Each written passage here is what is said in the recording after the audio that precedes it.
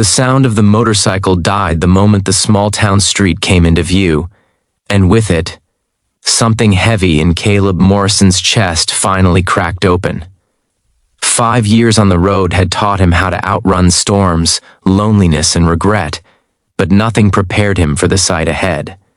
The diner's neon sign flickered like a tired heartbeat, and through the wide front window he saw a woman bent over a table, wiping it down with slow, aching movements.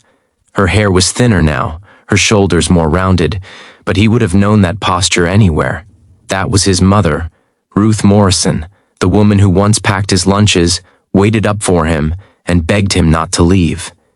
And there she was, wiping tables like the world had forgotten her. Before the story pulls you deeper, take a moment to like, comment, share, and subscribe if you believe in kindness and second chances, because stories like this only matter if we carry them forward together. Caleb had left this town in Ohio with nothing but anger in his pockets and a borrowed motorcycle under him. Back then, he believed freedom was measured in miles, and that staying meant drowning in a life too small for his dreams. His father had died early, leaving behind debts and silence, and Ruth had worked 2 jobs just to keep the lights on. Caleb told himself she was strong enough without him. He told himself she would be better off if he chased something bigger.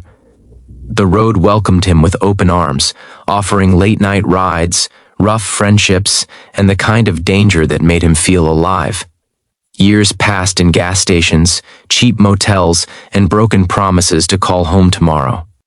Each year made it easier not to look back, until one winter night, parked under a bridge in Montana, he realized he could not remember the sound of his mother's laugh anymore. The return was not heroic. It was quiet and heavy, like walking back into a room where the lights had been left on too long. The town had not changed much, but Caleb had. His beard was thicker, his eyes more tired, and his confidence felt worn thin. When he parked across from the diner, his hands shook slightly as he removed his gloves. He told himself he would go in, hug his mother, explain everything, and make things right, but his boots stayed glued to the pavement as he watched her work. Ruth moved from table to table with careful precision, wiping crumbs that barely existed, adjusting chairs that did not need fixing. Every movement carried exhaustion. This was not the life she once dreamed of after raising a son alone. Inside, the diner smelled of coffee and fried food, mixed with something sadder, something like memories that refused to fade.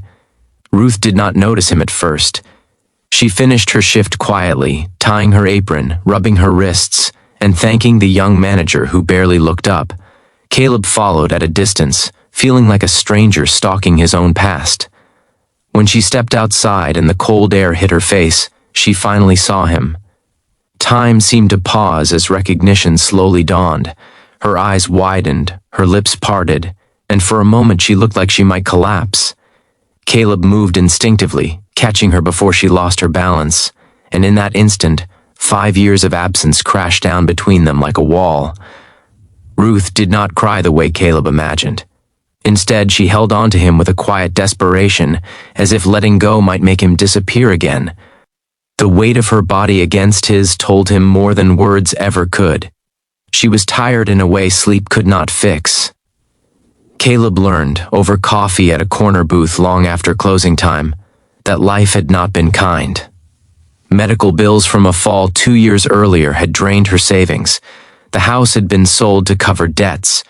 Pride kept her from asking for help, and the diner was the only place that would take her without questions. She never blamed him directly, but every sentence carried an unspoken truth. When he left, she lost more than a son. She lost her safety net. The days that followed were some of the hardest Caleb had ever faced. Staying meant confronting the damage he had caused. He saw how Ruth rationed groceries, how she avoided turning on the heater, how she smiled through pain. Guilt pressed down on him harder than any long ride ever had. He tried to find work, but his past followed him. No stable address, no references, and a reputation built on drifting made doors close quickly. For the first time, the road did not feel like freedom. It felt like abandonment. Each night he lay awake on the couch of Ruth's small rented room, listening to her quiet breathing, promising himself he would not run again. Change came slowly, almost invisibly.